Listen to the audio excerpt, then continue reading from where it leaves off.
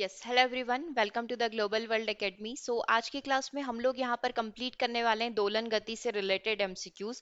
जैसे कि आपने एग्जाम में कई बार झूले वाले जो क्वेश्चंस होते हैं कि एक लड़की बैठी हुई है, खड़ी हो जाए तो किस तरीके से आवर्तकाल पर असर पड़ेगा। ठीक है, टाइम पीरियड वाले जितने भी क्वेश्चंस यहाँ पर पूछे जाते हैं, लेंथ वाले क्वेश्चंस हो गए, तो वो सारे क्वेश्चन आपके पर्टिकुलर दोलन गति ऑसिलेटरी मोशन से कनेक्टेड है। तो आज हम लोग यहाँ पर इसके कुछ न्यूमेरिकल क्वेश्चंस कंप्लीट करेंगे। ओके, सो स्टार्ट करते हैं आज के सेशन को। सबसे पहला क्वेश्चन जो आपसे बार बार एग्जाम में पूछा जाता है, ये आपकी स्क्रीन पर है, एक बार से क्वेश्चन को पढ़िएगा। यदि झूले पर बैठा एक व्यक्ति खड़ा हो जाए, ये जस्ट एक अपन बोल सकते हैं कि दो क्वेश्चन इसके अंदर पूछ रखे हैं इस क्वेश्चन के अंदर। और आज के सेशन में हम लोग कई सारे एमसीक्यूज कंप्लीट करने वाले हैं। सो कॉपी पेन लेकर बैठिएगा ताकि जितने भी क्वेश्चन है आप उसे साथ के साथ सॉल्व कर पाएं। ठीक है, तभी आपकी एक अच्छे से प्रैक्टिस यहाँ पर हो पाएगी। और 10 से 11 फॉर्मूला से रिलेटेड क्वेश्चन आज के सेशन में हम लोग कंप्लीट करने वाले हैं। यदि झूले पर बैठा एक व्यक्ति खड़ा हो जाए तो झूले की समयावधि कैसे बदल जाती है, ये पहला क्वेश्चन हो गया। साथ में इसमें एक क्वेश्चन और पूछा हुआ है कि यदि समान द्रव्यमान का एक दूसरा व्यक्ति इसके पास आकर बैठ जाए तो आवर्तकाल जो होगा उस पर क्या असर पड़ेगा, मतलब क्या क्या चेंजेस यहाँ पर दिखाई देंगे। बेसिकली आपको इस क्वेश्चन का आंसर करना है। ठीक है, तो अपने अपने कमेंट बॉक्स ओपन कर लीजिए और सबसे पहले आप खुद से सेल्फ आंसर करिए कि क्या आंसर यहाँ पर इस क्वेश्चन का हो सकता है। ठीक है, जल्दी से बताइएगा अपने अपने आंसर, देन अपन इसको डिस्कस करते हैं। ठीक है, आई थिंक वॉइस क्लियर आ रही है, कोई दिक्कत नहीं है। देखो, जो फॉर्मूला होता है वो क्या होता है, टी इज इक्वल टू आवर्तकाल का फॉर्मूला क्या होता है, T is equal to 2 pi under root में एल बाई जी यहाँ पर होता है। जहां पर टी क्या हो जाएगा, आवर्तकाल हो जाएगा, टाइम पीरियड, एल लेंथ लंबाई हो जाएगी, और जी ग्रेविटेशनल एक्सिलरेशन हो जाएगा जिसका वैल्यू होता है 9.8 मीटर पर सेकेंड स्क्वायर, जिसको आप कभी कभी 10 भी कंसीडर करते हैं। ठीक है, तो एक बार मैं आपको पूरा थ्योरी बता देती हूँ, उसके बाद अपन इसके कंसेप्ट को समझते हैं। जो सिंपल पेंडुलम है, ये उसका फॉर्मूला है, ये किस चीज पर डिपेंड करता है, ये लंबाई के ऊपर डिपेंड करता है। ठीक है, ये जो ग्रेविटेशनल एक्सिलरेशन है इसके ऊपर डिपेंड करता है। जैसे कि ये तो एक नॉर्मल झूले वाला क्वेश्चन है जो कि अपन जनरली इमेजिन करेंगे कि ये जो सिचुएशन होगी ये अर्थ पर ही होगी, पृथ्वी पर ही होगी। सेम पेंडुलम वाले जो क्वेश्चंस होते हैं वो मून पर भी पूछे जाते हैं, किसी दूसरे प्लेनेट पर पूछे जा सकते हैं। तो वहां पर जो है आपका जी का वैल्यू वेरी करता है, क्योंकि वो पृथ्वी का 1/6 होता है ना, यानी कि 9.8 का 1/6 यहाँ पर हो जाएगा। राइट, तो इसलिए अपन ये बोल सकते हैं कि आवर्तकाल जो है एल के ऊपर डिपेंड करेगा, जी के ऊपर डिपेंड करेगा। अब ये इस लड़की जो आपको स्क्रीन पर दिख रही है, इसका वजन कितना है, इसका मास कितना है, इसके ऊपर ये चीज कभी भी डिपेंड नहीं करती है। अब इस झूले पर एक लड़की बैठे या दो लड़की बैठे, वजन कम हो या ज्यादा हो, उसका इसके आवर्तकाल टाइम पीरियड पर कोई प्रभाव नहीं पड़ेगा। ठीक है, क्लियर है यहाँ तक। अब अपन इस चीज को ऐसे इमेजिन कर सकते हैं, जैसे कि मान लो लड़की अभी तक बैठी हुई थी। पहले पहला केस कंसीडर करते हैं कि लड़की अभी क्या कर रखी है, बैठ रखी है। तो ये लड़की का क्या हो जाएगा, सेंटर ऑफ ग्रेविटेशनल पॉइंट हो जाएगा, या जिसे सेंटर ऑफ ग्रेविटी अपन कहेंगे, जो नीचे की साइड लगेगा।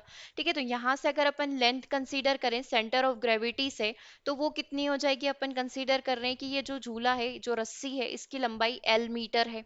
ठीक है, अब जैसे ही लड़की खड़ी हो गई, that mean centre of gravity क्या होगा, ऊपर की साइड शिफ्ट हो जाएगा थोड़ा सा। ये जैसे ही लड़की खड़ी होगी तो ये इतना ऊपर की साइड शिफ्ट हो गया। मतलब पहले जो लेंथ एल थी वो कम होकर कितनी हो गई, स्मॉल एल हो गई। मान लो ये रस्सी जो है, अपन बोल सकते हैं कि 5 मीटर की थी। ठीक है, अब ये कम होकर कितने की हो जाएगी, 3 मीटर की हो जाएगी। ये थोड़ा सा कुछ उसमें डिफरेंस आएगा, इतना भी नहीं, तो बहुत हल्का सा कुछ डिफरेंस इसके अंदर आ जाएगा। मतलब अपन ये बोल सकते हैं कि लेंथ तो एक्चुअल में कम पड़ गई। ठीक है, फॉर्मूला क्या होता है, फॉर्मूला होता है T is equal to 2 pi under root में एल बाय जी। अब इस टॉपिक से रिलेटेड जितने भी क्वेश्चंस आएंगे वो सारे क्वेश्चन अपन कंप्लीट कर रहे हैं। सिंपल टू जो अपने कॉम्प्लिकेटेड होते हैं वो भी अपन कंप्लीट कर लेंगे। तो यहाँ से अपन को दिख रहा है कि टाइम पीरियड डायरेक्टली प्रोपोर्शनल होगा एल के वर्गमूल के। तो अगर एल कम पड़ा है तो टाइम पीरियड भी कम पड़ जाएगा, और अगर एल लेंथ अगर बढ़ती है तो टाइम पीरियड भी क्या हो जाएगा, इंक्रीज हो जाएगा।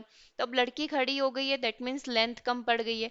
लेंथ कम पड़ने से यहाँ पर जो टाइम पीरियड है वो भी क्या हो जाएगा, कम हो जाएगा। तो पहले क्वेश्चन का आंसर, यदि झूले पर बैठा एक व्यक्ति खड़ा हो जाए तो झूले की समयावधि कैसी हो जाएगी, झूले की समयावधि डिक्रीज हो जाएगी, कम पड़ जाएगी। यदि समान द्रव्यमान का दूसरा व्यक्ति पहले वाले व्यक्ति के साथ शामिल हो जाए तो क्या असर पड़ेगा, कोई असर नहीं पड़ेगा, क्योंकि व्यक्ति के द्रव्यमान का व्यक्ति का जो द्रव्यमान है, मास है, उसका यहाँ पर इसके आवर्तकाल पर कोई असर नहीं पड़ेगा। ठीक है, तो अपन ये कंडीशन बोल सकते हैं कि दूसरे व्यक्ति के आने से इसके ऊपर कोई असर नहीं पड़ेगा।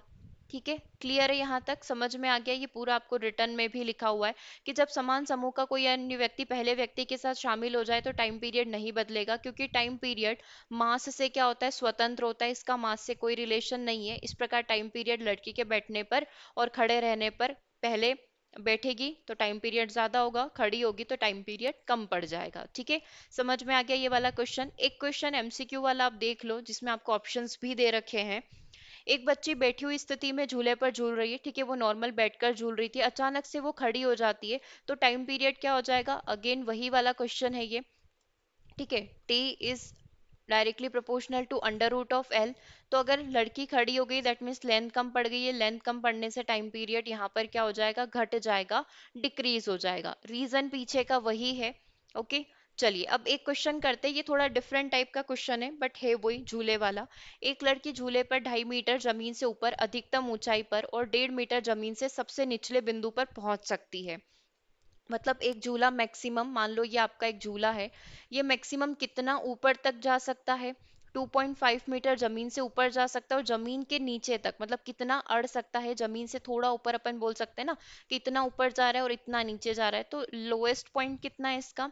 1.5 मीटर है। तो उसका जो वेलोसिटी है, अब अपन को क्या करना है, लेंथ वगैरह की बात ना पूछते हुए इसने क्या पूछ लिया है कि आप इसकी क्या निकालिए? वेलोसिटी निकालिए। अधिकतम वेग, मैक्सिमम वेलोसिटी उस स्विंग की, उस झूले की कितनी हो सकती है? तो अब ये है तो झूले वाला क्वेश्चन, लेकिन आप इसमें क्या कंसेप्ट लगाओगे? अब देखो यहाँ पर आप ऊर्जा वाला नियम लगाएंगे कि यहाँ पर जो ओवरऑल गतिज ऊर्जा और हमारी स्थितिज ऊर्जा है, उसका जो वेग है वो कैसा रहेगा? नियत रहेगा। मतलब इस केस में जो हमारी काइनेटिक एनर्जी है वो किसकी इक्वल हो जाएगी? गतिज ऊर्जा के इक्वल हो जाएगी। ठीक है, तो आप क्या करिए, बस इसका फॉर्मूला लगा लीजिए और इसमें वैल्यू को पुट कर दीजिए। जो भी यहाँ पर पोटेंशियल एनर्जी उसकी स्थितिज ऊर्जा में चेंज होगा, वो हमेशा किसके बराबर रहेगा? इसकी गतिज ऊर्जा के बराबर रहेगा। यानी चेंज इन पोटेंशियल एनर्जी कितना होगा? सॉरी, काइनेटिक एनर्जी कितनी हो जाएगी अपनी? हाफ एम वी स्क्वायर हो जाएगी। और पोटेंशियल एनर्जी में जो डिफरेंस हो जाएगा, पोटेंशियल एनर्जी का फॉर्मूला क्या होता है? एम जी एच होता है। अब यहाँ पर क्या हो रहा है? हाइट का डिफरेंस है, तो अपन इसको क्या लिख सकते हैं? Maximum minus minimum, H two minus H one इसको लिखा जा सकता है। राइट, बस इसको क्या करना है? आपको सॉल्व कर लेना है। एम से एम आपका कट जाएगा, ये कितना बचेगा? V square divide by two. अपन को वी मैक्सिमम वेलोसिटी ही निकालनी है। यहाँ पर कितना बच जाएगा? जी H two minus H one बच जाएगा, ये स्क्वायर हो जाएगा वी स्क्वायर। टू जी की वैल्यू को अभी अपन 10 रख लेते हैं। एच कितना दे रखा था? मैक्सिमम 2.5 मीटर और मिनिमम 1.5 मीटर हो जाएगा। तो ये कितना हो जाएगा? 10 दूना 20, और दो में से एक गया तो एक यहाँ पर बच जाएगा। अब देखो कि 20 किसका जो होता है? अंडर रूट यहाँ पर होता है, अपन स्क्वायर हटाकर यहाँ पर अंडर रूट लिख सकते हैं। राइट, तो अपन इसके फैक्टर्स बना लेते हैं। 2 दूना 4 होते हैं, चारों पांचों 20 होते हैं, तो दो बाहर आ जाएगा, अंडर रूट में 5 अंदर रह जाएगा, तो आपका आंसर आ जाएगा 2√5। ठीक है, मैक्सिमम वेलोसिटी उसकी कितनी हो सकती है? वो कितना वेलोसिटी के साथ जा सकती है? तो 2√5 मीटर पर सेकेंड वो चल सकती है। मतलब एक सेकेंड में 2√5 मीटर वो स्विंग कर सकती है। ठीक है, तो ये हो गया अपना मैक्सिमम वेलोसिटी का।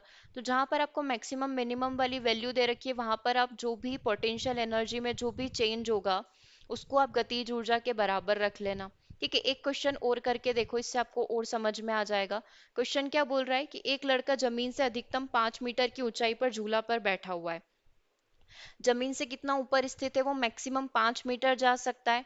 ठीक है, और मिनिमम कितना, औसतन कितना नीचे आ सकता है? वो 2 मीटर यहाँ पर नीचे आ सकता है। तो इसका वेग, अगेन वही वेलोसिटी पूछा है कि वेलोसिटी कितनी होगी, तो वही वाला कंसेप्ट आप लगाइएगा, काइनेटिक एनर्जी और पोटेंशियल एनर्जी वाला, और इसको सॉल्व कर लो। यानी कि हाफ एम वी स्क्वायर किसके बराबर हो जाएगा? एम जी एच के इक्वल हो जाएगा, उसके डिफरेंस के। ठीक है, जो चेंज होगा पोटेंशियल एनर्जी में उसके डिफरेंस के इक्वल हो जाएगा। ये हाफ एम से एम पहले ही काट देते हैं। ये वी स्क्वायर की वैल्यू आपको निकालनी है, ये जी है, ये मैक्सिमम 5 है, मिनिमम आपका 2 है। ठीक है, तो ये वी स्क्वायर हो जाएगा 2 × 10 हो जाएगा, और 5 में से 2 गए तो 3 बच जाएगा। ठीक है, अब ये क्या हो जाएगा? पूरा आप इसको हटाएंगे तो इसका अंडर रूट हो जाएगा 2 × 10 × 3। अब 10 को अपन क्या लिख सकते हैं? 2 × 5 लिख सकते हैं, 2 × 5 × 2, है ना? ये दो पहले का, 5 × 2 10 होता है, और ये 3 हो गया। अब इसमें से क्या कॉमन निकल रहा है? 2 बाहर निकल जाएगा। ठीक है, अंदर क्या बचेगा? अंदर आपका 15 बच जाएगा। ठीक है, अब 15 लगभग किसके इक्वल होगा, मतलब 15 वर्गमूल जो होता है वो किसका होता है? 4 का स्क्वायर 16 होता है, और 3 का स्क्वायर कितना होता है? 9। मतलब 3 और 4 के बीच में, मतलब 3.5 के आसपास की अपनी वैल्यू आ जाएगी। मतलब एक अप्रोक्स अपन निकाल रहे हैं, एग्जैक्ट तो अपन नहीं बोल सकते। ठीक है, क्योंकि अपन को वो पूरा भाग लगाकर देखना पड़ेगा। ठीक है, तो 15 अपन बोल सकते हैं 3.5 के आसपास का हो जाएगा। मतलब जो आंसर आएगा 35 दूना 70, मतलब 7 के आसपास का आपका आंसर होगा। एग्जैक्ट तो नहीं, बट लगभग 7 के आसपास का आंसर क्या दिख रहा है? 7.6 दिख रहा है। ठीक है, तो आंसर भी आपका यही होगा। ओके, यही वाली चीज अपन ने करी थी। 60 अपना आंसर आ गया था, वर्गमूल में अपन ने इसको तोड़ दिया था 2 इंटू 5 इंटू 2 इंटू 3 करके। ठीक है, तो आंसर आपका 7.6 मीटर पर सेकेंड आ जाएगा। ओके, क्लियर हो गए? इस तरीके से मैक्सिमम और मिनिमम अगर आपको दे रखी है, मैक्सिमम कितना मीटर और मिनिमम कितनी हाइट होगी, तो उससे आप काइनेटिक एनर्जी और स्थितिज ऊर्जा का फॉर्मूला लगाकर सॉल्व कर देंगे। अंटिल अगर पेंडुलम वाला क्वेश्चन दे रखा है तो 2 पाई L/G वाले से आप इसको सॉल्व कर लेंगे। ठीक है, माना कि एक झूले का आवर्तकाल अपन को दे रखा है, लेंथ अपन को निकालनी है, तो इस फॉर्मूला में रखकर आप वैल्यू को निकाल सकते हैं। ठीक है, चलो अब कुछ डिफरेंट टाइप के क्वेश्चंस अपन कंप्लीट करते हैं। डिफरेंट टाइप के क्वेश्चन में सबसे पहला क्वेश्चन आपकी स्क्रीन पर है। देखो क्या पूछा गया है कि एक पिंड को स्प्रिंग से लटकाने पर स्प्रिंग की लंबाई में 1.5 सेंटीमीटर की वृद्धि हो जाती है। पहले स्प्रिंग की लंबाई कुछ होगी, लेकिन जब उसको लटकाया गया तो उसमें 1.5 सेंटीमीटर का इंक्रीमेंट हो जाता है। यदि पिंड में कम आयाम के ऊर्ध्व दोलन उत्पन्न किए जाए तो दोलन का आवर्तकाल क्या होगा? ऐसे इमेजिन करो कि यहाँ से अपन ने एक स्प्रिंग को बांध रखा है। स्प्रिंग आइडियल है जिसका खुद का अपना कोई मास नहीं होगा। ठीक है, यही कंसीडर करते हैं, इससे हमने एक वस्तु को लटका रखा है। ठीक है, जब स्प्रिंग से इस पिंड को बांधा गया तो इसकी लंबाई में कितनी वृद्धि हो गई? 1.5 सेंटीमीटर वृद्धि हो गई। ठीक है, अगर हम लोग इसमें दोलन करें, मतलब बार बार स्प्रिंग ऊपर हो रही है नीचे हो रही है, इस प्रकार से इसमें ऑसिलेशंस करवाएं, तो अपन को क्या निकालना है? आवर्तकाल निकालना है। आवर्तकाल का फॉर्मूला क्या होता है? 2 पाई अंडर रूट में L/G। ठीक है, ये 2 पाई हो जाएगा। लेंथ कितनी है? 1.5 सेंटीमीटर है। अपन इसको SI में कन्वर्ट कर देते हैं, मीटर में कन्वर्ट कर देते हैं। मीटर में कन्वर्ट करने के लिए आपको इसमें क्या करना पड़ेगा? 100 से भाग लगाना पड़ेगा।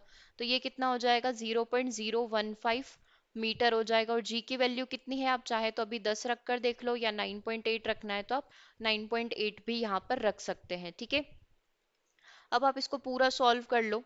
ठीक है, पूरा आप इसको सॉल्व कर लीजिए। 2 पाई की वैल्यू कितनी हो जाएगी? 22/7 हो जाएगी। इसको आप देखेंगे, इसको मैंने 15 लिख दिया, इसको 98 लिख दिया है।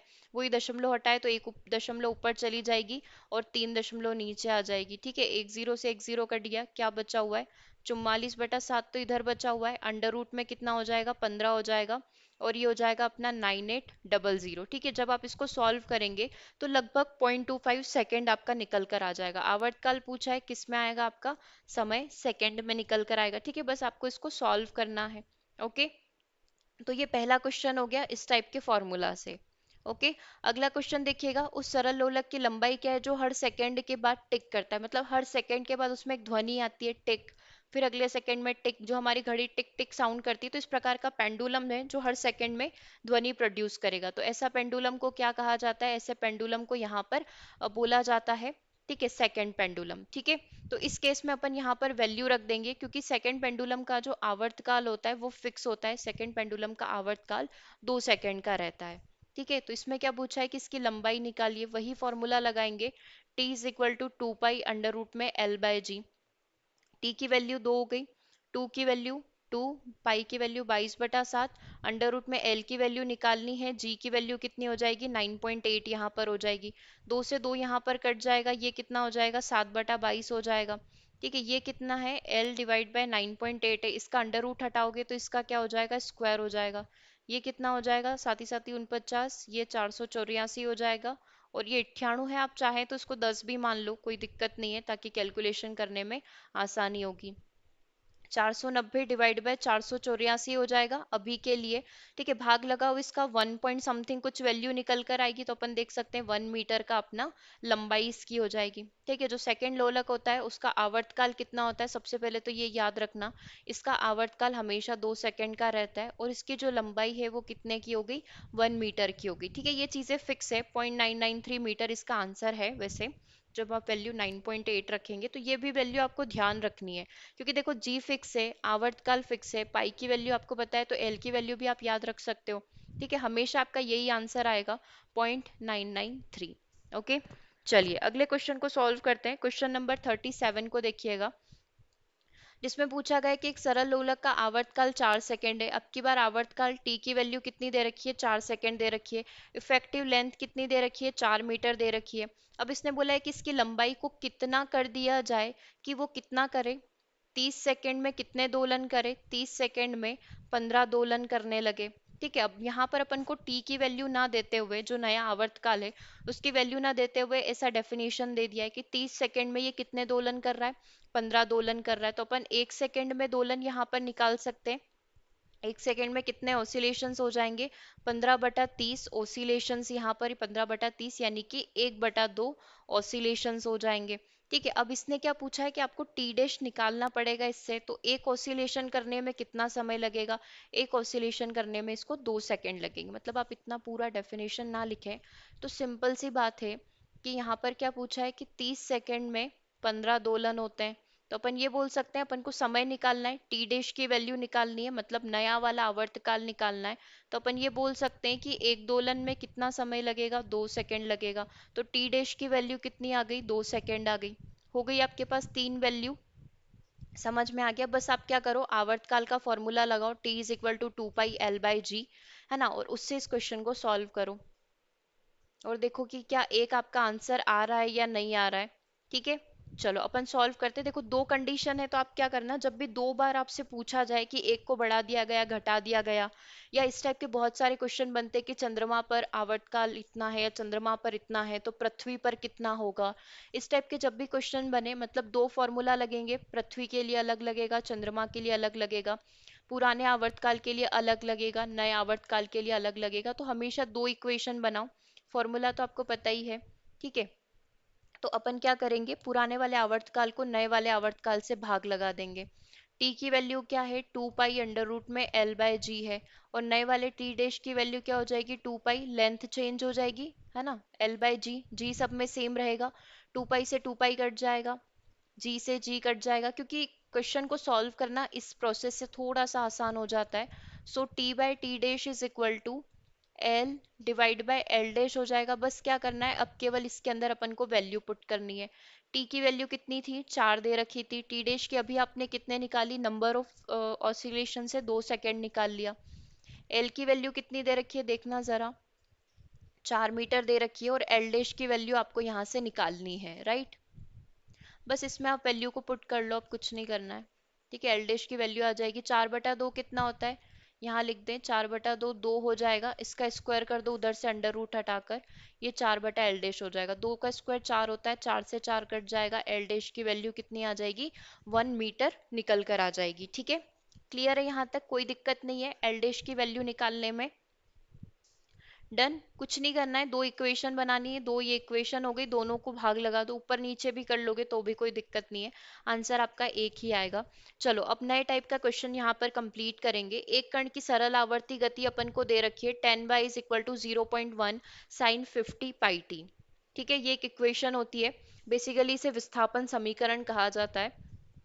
एक बार मैं आपको फॉर्मूला रिवाइज करवा देती हूँ। विस्थापन समीकरण क्या होती है, ए साइन ओमेगा टी यहाँ पर होती है। ठीक है, ये होता है y विस्थापन, डिस्प्लेसमेंट होता है, a अपना एम्पलीट्यूड आयाम यहाँ पर होता है, w अपनी कोणीय फ्रीक्वेंसी एंगुलर फ्रीक्वेंसी होती है। अब w के भी कई सारे फॉर्मूलाज होते हैं, जहाँ पर w का एक फॉर्मूला होता है जब आपको आवृत्ति दे रखी हो, फ्रीक्वेंसी दे रखी हो तो 2 πn, जब आपको आवर्तकाल दे रखा हो तो 2 पाई डिवाइड बाय टी यहाँ पर हो जाएगा। ठीक है, और अगर आपको स्प्रिंग के लिए पूछा है तो स्प्रिंग के लिए इसकी वैल्यू जो होती है ओमेगा की, वो कितनी होती है, m/k होती है। ये जब जैसे जैसे क्वेश्चंस आते जाएंगे अपन पुट करते जाएंगे। अभी अपन को इस इक्वेशन को देखना है, 10y is equal to 0.1 sine 50 πt अपन को दे रखा है। अब इसको आप अपनी आइडियल जो इक्वेशन है, विस्थापन समीकरण, उससे कंपैरिजन कर लेते हैं। a साइन ओमेगा टी यहाँ पर होता है। ठीक है, अब मेरे को y के आगे कुछ नहीं चाहिए, और इस इक्वेशन में y के आगे 10 दे रखा है, तो मुझे इस पूरी इक्वेशन में 10 से भाग लगाना पड़ेगा। 0.1 डिवाइड बाय 10 साइन 50 πt हो जाएगा। ठीक है, अब आप चाहें तो भाग लगा लो, नहीं तो कोई बात नहीं, 0.01 हो जाएगा, साइन 50 पाई टी। कभी भी 50 में 10 का भाग मत लगा देना, क्योंकि ये साइन के साथ वैल्यू, और साइन के साथ वैल्यू तब तक चेंज नहीं होगी जब तक कि आप इस पूरे 50 पाई को सॉल्व करके इसकी वैल्यू कितनी होगी उसको सॉल्व लिख नहीं लेते। ठीक है, साइन के साथ डायरेक्टली आप भाग नहीं लगा पाएंगे। चलिए, अब अपन थोड़ा सा आगे बढ़ रहे हैं। यहाँ से देखो ये किसकी वैल्यू हो जाएगी, ये ए की वैल्यू हो जाएगी। तो इसने पूछा है कि कण का आयाम और आवृत्ति निकालिए, तो ये कण का आयाम हो गया 0.01, तो ये आपका पहला आंसर आ गया। इसने पूछा है आवृत्ति निकालिए। ठीक है, तो पहले ओमेगा की वैल्यू यहाँ पर कितनी हो जाएगी, ओमेगा की वैल्यू हो जाएगी साइन ओमेगा, मतलब साइन के बाद जो भी लिखा हुआ रहेगा और टी से पहले जो लिखा हुआ रहेगा वो आपका ओमेगा हो जाएगा। तो इन दोनों के बीच में क्या लिखा हुआ है, 50 पाई लिखा हुआ है। तो ओमेगा की वैल्यू, कोणीय फ्रीक्वेंसी कितनी आ गई, 50 पाई आ गई।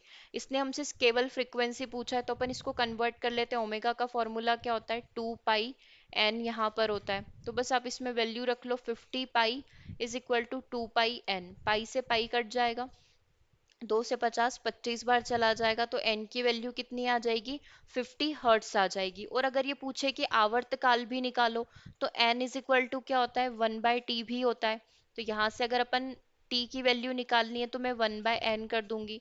1/25 सेकेंड जो है मेरी टाइम पीरियड, आवर्तकाल निकल कर आ जाएगा। जो झूले में अपन निकाल रहे थे सेम ही चीज है ये। ओके, इस तरीके से कर सकते हो आप लोग। तो इस तरीके से ये इक्वेशन वाले क्वेश्चन भी बहुत आसान होते हैं, देखने में टफ लगते हैं बट इसमें कोई दिक्कत नहीं है। ओके, डन यहाँ तक। और क्वेश्चंस करते हैं। अगला क्वेश्चन देखो, 9.8 divide by pi square metre लंबाई के सरल लोलक का आवर्तकाल अपन को निकालना है। फॉर्मूला वही लगेगा, T is equal to 2 pi under root में L/G। लेंथ कितनी दे रखी है, 9.8 दे रखी है। ठीक है, तो T is equal to 2 pi under root में L/G है। ऐसे क्वेश्चन में देखो, जब भी आपसे पूछा जाए कि लंबाई निकालो या इस टाइप से चीजें निकालो, है ना, अभी तो अपन से आवर्तकाल पूछा है, लेकिन लंबाई निकालने को पूछा जाए और लंबाई या कोई भी चीज जब अंडर रूट में होती है तो उसका भाग लगाना थोड़ा सा कॉम्प्लिकेटेड होता है। तो आप उस केस में क्या करें कि दोनों साइड आप क्या कर लें, स्क्वायर कर लें। ठीक है, आप ऐसा कर सकते हो कि दोनों साइड स्क्वायर करने पर, दोनों साइड वर्ग करने पर क्या बन जाएगा, टी 4 पाई स्क्वायर हो जाएगा, और इधर क्या बचेगा, अंडर रूट हट जाएगा L/G। तो यहाँ से आप डायरेक्टली स्क्वायर कर कर वैल्यू निकाल सकते हो। ये फॉर्मूला रखकर भी आप लेंथ निकाल सकते हो। ठीक है, वो अपन जब लेंथ निकालेंगे तब अपन इस फॉर्मूला से भी सॉल्व कर लेंगे। ओके, ताकि आपको ये वर्गमूल से चीजें बाहर निकालने में दिक्कत नहीं आए। तो ये एक आसान तरीका है कि इसमें दोनों साइड स्क्वायर करके आप इस फॉर्मूला में वैल्यू रखकर लेंथ निकाल सकते हो। चलिए आगे बढ़ते हैं, अपन इस क्वेश्चन पर फोकस करते हैं। टी की वैल्यू निकालनी है 2, पाई को अभी पाई ही रहने देते हैं। एल की वैल्यू कितनी दे रखी है, 9.8 डिवाइड बाय पाई स्क्वायर दे रखी है, और जी की वैल्यू 9.8 ही रख लो। क्यों, क्योंकि 9.8 से 9.8 कट रहा है इसलिए। तो t is equal to 2 pi under root में क्या बचा हुआ है, 1/पाई स्क्वायर बचा हुआ है। t is equal to 2 pi, pi square को बाहर निकालोगे तो 1/पाई हो जाएगा, पाई से पाई कट जाएगा, t की वैल्यू कितनी आ जाएगी, 2 सेकेंड आ जाएगी। देखो कितना इजी हो गया क्वेश्चन, बस एक फॉर्मूला याद करने से आपका पूरा क्वेश्चन इजी हो गया। चलिए अब एक अच्छा क्वेश्चन है कि चंद्रमा पर एक सेकेंड लोलक जिसका आवर्तकाल 2 सेकेंड होता है, उसकी लंबाई अपन को निकालनी है, जहां पर गुरुत्वीय त्वरण का मान पृथ्वी का 1/6 है और पृथ्वी पर जी की वैल्यू 9.8 है। ठीक है, अब अपन क्या देख रहे हैं कि चंद्रमा और पृथ्वी का कंपैरिजन हो रहा है, मतलब दो फॉर्मूला लगेंगे, चंद्रमा के लिए अलग लगेगा और पृथ्वी के लिए अलग लगेगा। ठीक है, तो अपन इसको कैसे सॉल्व कर सकते हैं। देखो, चंद्रमा पर वैल्यू अपन को दे रखी है, चंद्रमा पर एक सेकंड लोलक की लंबाई निकालनी है, जहां पर गुरुत्वीय त्वरण का मान पृथ्वी के गुरुत्वीय त्वरण का 1/6 है। ठीक है, तो पृथ्वी पर अपन को पता है कि पृथ्वी पर जो सेकंड लोलक होता है उसका आवर्तकाल कितने का होता है, 2 सेकंड का होता है। और यही चीज अपन को कहाँ पर निकालनी है, चंद्रमा पर लंबाई के लिए निकालना है कि चंद्रमा पर इसकी लंबाई कितनी होगी। तो कंडीशंस अपन को पता है, एक एक बार जो वैल्यू दे रखी है वो अपन लिख लेते हैं। जो सेकेंड लोलक है उसका आवर्तकाल हमेशा कितना रहेगा, 2 सेकेंड का रहेगा। अपन को निकालना क्या है, एम मतलब मून के ऊपर लंबाई निकालनी है, एम मतलब मून चंद्रमा। पृथ्वी पर जो गुरुत्वीय त्वरण होगा स्मॉल जी, अर्थ के ऊपर जो होगा वो कितना हो जाएगा, 9.8। तो स्मॉल जी मून के ऊपर कितना हो जाएगा, 9.8 का 1/6 यहाँ पर हो जाएगा। ठीक है, अब अपन ने कंपैरिजन कर लिया तो डायरेक्ट फॉर्मूला से भी आप कर सकते हैं। फॉर्मूला क्या होता है, T is equal to 2 pi under root में L/G होता है, राइट। अब मैं क्या करूं, मेरे को लेंथ निकालनी, तो मुझे समझ में आ गया कि अंडर रूट में लिखना कॉम्प्लिकेटेड है, तो मैं दोनों साइड स्क्वायर कर देती हूँ। तो ये कितना हो जाएगा, टी स्क्वायर, जी हो जाएगा टू पाई का स्क्वायर करोगे तो 4 पाई स्क्वायर हो जाएगा, यहाँ से आपकी एल की वैल्यू निकल कर आ जाएगी। अभी अपन किसके ऊपर निकाल रहे हैं, मून के ऊपर निकाल रहे हैं, तो जहां जहां पर भी मून लिखा होगा अपन मून की वैल्यू रख देंगे। ठीक है, पूरा फॉर्मूला किसके लिए बना लिया हमने, मून के लिए बना लिया है। टीएम की वैल्यू ये धरती पर और चंद्रमा पर एक ही होगा, लंबाई की बात हो रही है, मतलब आवर्तकाल की बात हो रही है, 2 सेकंड का ही रहेगा। टीएम मतलब 2 का स्क्वायर हो जाएगा। जीएम कितना हो जाएगा, 9.8 का 1/6 हो जाएगा। 4 पाई स्क्वायर मतलब 3.14 या 22/7 का होल स्क्वायर हो जाएगा। यहाँ से आपकी लेंथ निकल कर आ जाएगी। बस इसको सॉल्व कर लो, इस साइड सॉल्व कर लेते हैं। 9.8 को 98/60 अभी अपन लिख लेते हैं। नीचे कितना बचा हुआ है, नीचे 4 बचा हुआ है, और इसको अभी 22/7 ही लिख लो, आसानी हो जाएगी। 22 × 22, 7 ऊपर चले जाएंगे, साथ ही कितना हो जाएगा, 49 हो जाएगा। यहाँ से आपकी लेंथ निकल जाएगी। जिसका भाग लग रहा है उसका भाग लगा दो, 4 से ये कितनी बार कट जाएगा, 15 बार, 15 × 4 = 60 होता है। ठीक है, ये 2 से आपका कट हो जाएगा 49 टाइम्स, 49 टाइम्स, और 2 से ये 2 बार कट जाएगा। ऊपर कितना बचा हुआ है, 49 का स्क्वायर कर देना, और नीचे कितना बचा हुआ है, 30 × 484 बचा हुआ है। जब आप इसका भाग लगाओगे तो दिख रहा है नीचे वाली चीज ज्यादा बड़ी है, मतलब 0.165, मतलब एक के अंदर आपका आंसर आ जाएगा। तो 0.165 मीटर आपका करेक्ट आंसर हो जाएगा। ठीक है, इस टाइप से कर लोगे क्वेश्चन को। ये चंद्रमा और मून का कंपैरिजन वाला था कि पृथ्वी पर अपना इतना है, तो बताइए मून पर कितना होगा, राइट। चलिए अगले क्वेश्चन को करते हैं। उसी टाइप का एक क्वेश्चन है लेकिन थोड़ा सा डिफरेंट पैटर्न है। एक बार क्वेश्चन पढ़ के आप कॉपी में खुद से सॉल्व करो इस क्वेश्चन को। चंद्रमा की सतह पर गुरुत्वीय त्वरण का मान इतना दे रखा है, वही 9.8 को आप 6 से डिवाइड करेंगे तो यही वैल्यू आएगी। ठीक है, सरल लोलक का आवर्तकाल चंद्रमा की सतह पर कितना होगा, एक नॉर्मल पेंडुलम है, क्योंकि सेकंड का तो 2 का होता है अपन को पता है। ठीक है, तो एक सरल लोलक का आवर्तकाल चंद्रमा की सरफेस पर कितना होगा यदि पृथ्वी की सतह पर ही 3.5 सेकंड का आवर्तकाल लेता है तो, राइट। तो इस क्वेश्चन में भी आप अर्थ की वैल्यू लिख लो, मून की वैल्यू लिख लो, अर्थ से मून को डिवाइड कर दो, आपका आंसर आ जाएगा। ठीक है, चलिए करिएगा इसको सॉल्व। देखो कैसे करना है, एक क्वेश्चन मैं आपको बता देती हूँ। चंद्रमा की सतह पर गुरुत्वीय त्वरण कितना दे रखा है, डायरेक्टली 1.7 दे दिया है। सरल लोलक का आवर्तकाल जो है चंद्रमा की सतह पर, मतलब टीएम की वैल्यू कितनी होगी यदि पृथ्वी की सतह पर ग्रेविटेशनल जो एक्सल ये है अपना ग्रेविटी, ये कितना हो जाएगा अपना 9.8 ही हो जाएगा। ठीक है, उसके बाद इसने बोला है कि पृथ्वी की सतह पर जो अपन को आवर्तकाल दे रखा है वो 3.5 सेकंड का दे रखा है। बस इसको क्या कर लेना है, इसको सॉल्व कर लेना। आप किसको भी किससे डिवाइड कर लो, पहले अर्थ की बात हो रही है तो अर्थ को आप क्या करो, मून से डिवाइड कर लो, या वाइस वर्सा, इसका रिवर्स भी कर सकते हो। 2 पाई अंडर रूट में L/G होता है आवर्तकाल का फॉर्मूला। अब ऊपर E लिखा है तो सारी चीजें आप अर्थ के लिए लिखेंगे, ये भी अर्थ के लिए, ये भी अर्थ के लिए, ये मून के लिए और ये मून के लिए हो जाएगी। ठीक है, अब आप देखो कि लेंथ पर तो कोई असर नहीं पड़ेगा, राइट। चंद्रमा और पृथ्वी पर अगर अपन बात करें तो लेंथ का तो कोई असर नहीं आएगा, मतलब एल ई जो है वो किसके लिए इक्वल हो जाएगा, एल एम के लिए इक्वल हो जाएगा। तो इन दोनों को अपन अभी एल लिख दें, कंफ्यूजन नहीं होगा। अब देख लो क्या क्या चीजें कट रही है, 2 पाई पूरा कट जाएगा, लेंथ पूरी कट जाएगी, इधर क्या बचा हुआ है, टीई बचा हुआ है, टीई डिवाइड बाय टीएम, ऊपर क्या बचा हुआ है, 1/जी बचा हुआ है, और ये जीएम ऊपर जाएगा तो रिवर्स हो जाएगा। मतलब ऊपर आप मून की वैल्यू लिखेंगे और नीचे आपको अर्थ की वैल्यू लिखनी है। ठीक है, क्वेश्चन में टीई की वैल्यू कितनी दे रखी है, 3.5 दे रखी है। मून की वैल्यू अपन को निकालनी है, ये पूरा अंडर रूट है।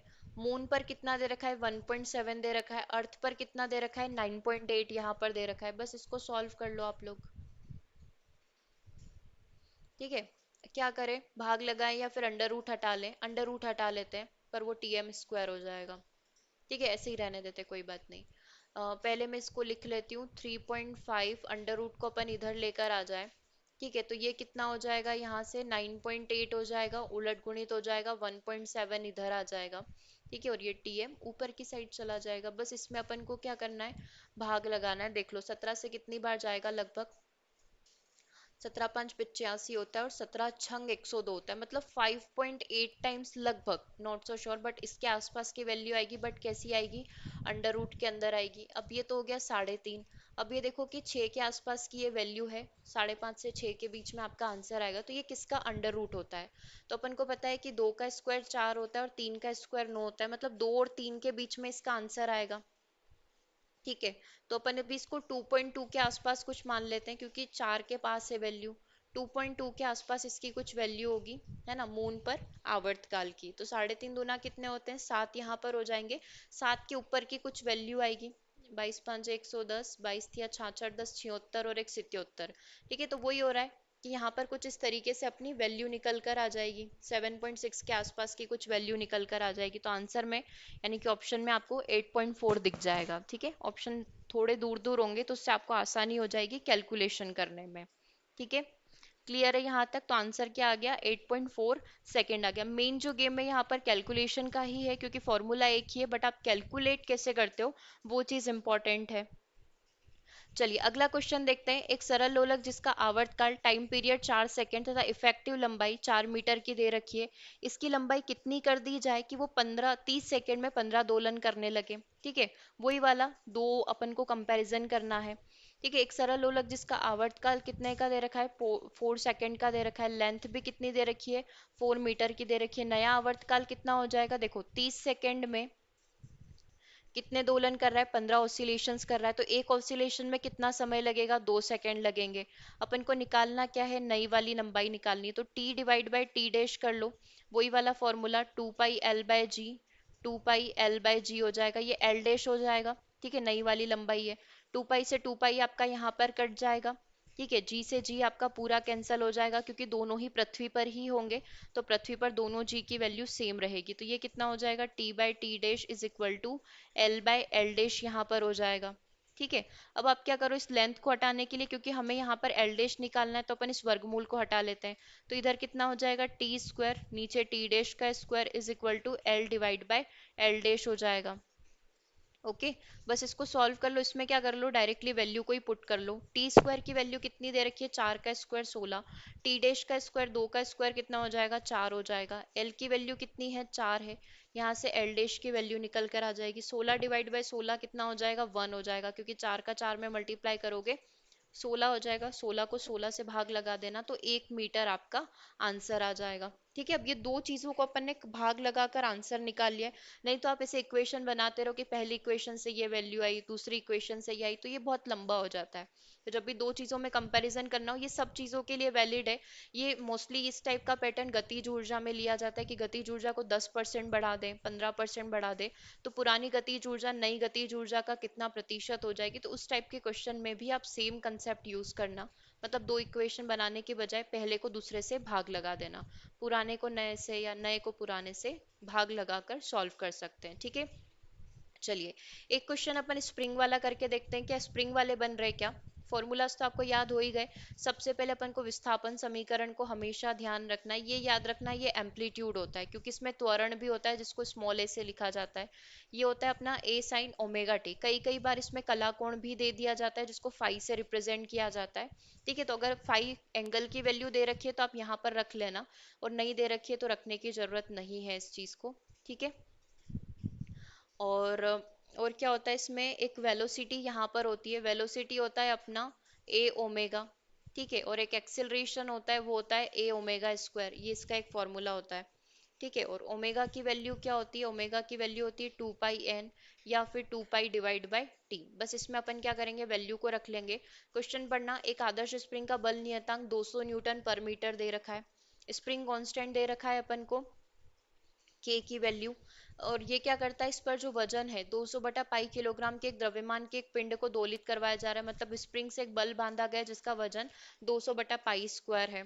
दोलन का आवर्तकाल टी की वैल्यू अपन को निकालनी है, तो टी इज इक्वल टू क्या होता है? 2π√m/k। जहां पर अभी तक आप L/g लिख रहे थे, तो लेंथ यहाँ पर क्या हो जाएगी? इसका मास हो जाएगा, और स्प्रिंग कांस्टेंट किस में कन्वर्ट हो जाएगा? जो अपना g है वो k में कन्वर्ट हो जाएगा। फॉर्मूला में बस थोड़ा सा चेंजेस है स्प्रिंग के लिए, बाकी चीजें वही है। ठीक है, 2 पाई को अभी ऐसे एज इट इज रहने दो। m की वैल्यू कितनी दे रखी है, 200 बटा पाई स्क्वायर दे रखी है। k की वैल्यू कितनी दे रखी है, 200 न्यूटन। स्प्रिंग कांस्टेंट दे रखा है, 200 से 200 कट जाएगा, 2 पाई, ये पाई स्क्वायर बाहर आएगा तो पाई हो जाएगा, मतलब 2 सेकेंड का अपना आंसर आ जाएगा। ठीक है, बस स्प्रिंग के लिए आपको ये फॉर्मूला यूज करना पड़ेगा। ओके, डन यहाँ तक। और स्प्रिंग का गतिज ऊर्जा का भी आपने फॉर्मूला देखा ही होगा। गतिज ऊर्जा जहां पर mv² होता है, तो स्प्रिंग के लिए अपन कौन सा फॉर्मूला यूज करते हैं, m² का फॉर्मूला यूज करते हैं। ओके, चलो एक क्वेश्चन और करते हैं। इसमें अपन से चार चीजें पूछ रखी है। 0.05 kg के एक पिंड को एक स्प्रिंग से लटकाकर ऊपर से नीचे दोलन करवाया जाता है। कंपन का आयाम एम्पलीट्यूड अपन को दे रखा है 0.05 मीटर और आवर्तकाल t की वैल्यू दे रखी है 1.57 सेकेंड। ज्ञात कीजिए कि पिंड का अधिकतम चाल v की वैल्यू कितनी होगी, मैक्सिमम एनर्जी कितनी होगी, ओवरऑल एनर्जी कितनी होगी और बल कांस्टेंट k की वैल्यू कितनी होगी। देखो इसमें क्या क्या वैल्यू दे रखी है वो लिख लो। m की वैल्यू दे रखी है 0.05 kg में ही है, एम्पलीट्यूड भी मीटर में, तो कन्वर्ट करने की जरूरत नहीं है। ठीक है, t की वैल्यू कितनी दे रखी है, 1.57 सेकेंड दे रखी है। मैं आपको वैल्यू पुट करना बता देती हूँ कि वैल्यू कैसे पुट करते हैं। ठीक है, जैसे कि सबसे पहले पूछा गया क्वेश्चन क्या है, पिंड की अधिकतम चाल। v की वैल्यू किसके बराबर होती है, a ओमेगा। a जहां पर आपका एम्पलीट्यूड होगा, ओमेगा कोणीय फ्रीक्वेंसी होगी, तो a की वैल्यू आपकी 0.05 हो जाएगी। ठीक है, एम्पलीट्यूड अपन को दे ही रखा है। और ओमेगा अपन को क्वेश्चन में एक और चीज दे रखी है, आवर्तकाल कितना दे रखा है, 1.5 सेकेंड। तो ओमेगा को अपन आवर्तकाल के रूप में कन्वर्ट कर देते हैं, तो ये हो जाएगा 0.05। पाई की वैल्यू 22/7 हो जाएगी और टी की वैल्यू कितनी हो जाएगी, 1.57 सेकेंड हो जाएगी। ठीक है, यहाँ से आप इसको सॉल्व करेंगे तो आपका आंसर निकल कर आ जाएगा। ये आप खुद से सॉल्व करेंगे, वी मैक्स की वैल्यू निकल कर आ जाएगी। ठीक है, अब दूसरा क्वेश्चन देखते हैं। दूसरा क्वेश्चन पूछ रहा है कि इसकी गतिज ऊर्जा कितनी होगी, तो अपन गतिज ऊर्जा निकाल लेते हैं। गतिज ऊर्जा कैसे निकाली जाती है, हाफ mv² से निकाली जाती है। ठीक है, हाफ mv² से। और अभी आपने v की वैल्यू निकाली ही है, जो अपना प्रीवियस में v यानी कि aw से अपन ने निकाली थी। v कितना होता है, वेलोसिटी कितनी होती है, aw होती है। तो यहाँ पर क्या हो जाएगा, aw का स्क्वायर।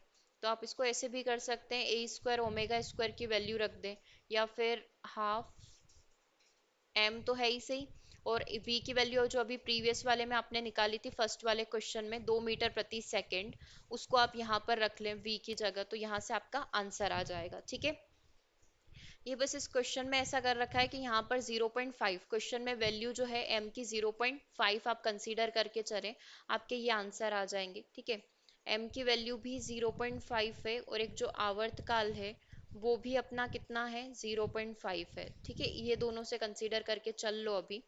ठीक है, मैक्सिमम गतिज ऊर्जा कितनी होगी, वही जो अपनी संपूर्ण ऊर्जा के बराबर हो जाएगी, तो ये भी कितना हो जाएगा अपना, 1 जूल हो जाएगा। आवर्तकाल पूछा है, आवर्तकाल क्या होगा, 2 पाई L/g। अपन से क्या पूछा था, स्प्रिंग कांस्टेंट निकालिए, मतलब इस फॉर्मूला को मुझे स्प्रिंग के अंदर कन्वर्ट करना है, तो 2 पाई m/k हो जाएगा। अब मुझे k की वैल्यू निकालनी है जो कि अंडर रूट के अंदर है, तो मैं पूरे का स्क्वायर कर देती हूँ। ठीक है, अब यहाँ से k की वैल्यू कितनी हो जाएगी, 4 pi square m divide by T square. इसके अंदर वैल्यू रख लो, 4 22 का स्क्वायर 484 हो जाएगा, 7 का स्क्वायर 49 हो जाएगा, m की वैल्यू 0.5 हो जाएगी, और t की वैल्यू कितनी दे रखी थी अपन को, 0.5 ही दे रखी थी, मतलब एक सेकेंड, टी आवर्तकाल जो है 1.57 सेकेंड दे रखा है, तो 1.57 मतलब 1.5 का होल स्क्वायर हो जाएगा। मतलब आप इस जगह जो है वैल्यू को पुट करेंगे तो आपका आंसर कितना आ जाएगा, 8 न्यूटन पर मीटर आ जाएगा। ठीक है, क्लियर है, यहाँ तक कर लोगे इस टाइप के क्वेश्चंस को। ठीक है, सारे फॉर्मूला जहां जहां पर भी जिस जिस जगह फॉर्मूला रख सकते हैं वो सारी चीजें हम लोगों ने यहाँ पर कंप्लीट कर ली है। ठीक है, डन। ओके, एक क्वेश्चन और देख लेते हैं। जो अभी मैंने आपको बताया था कि जो विस्थापन समीकरण होती है वो क्या होती है, a साइन ओमेगा टी होती है। कई कई बार इसमें कला कोण भी ऐड कर दिया जाता है, ये वाली चीज।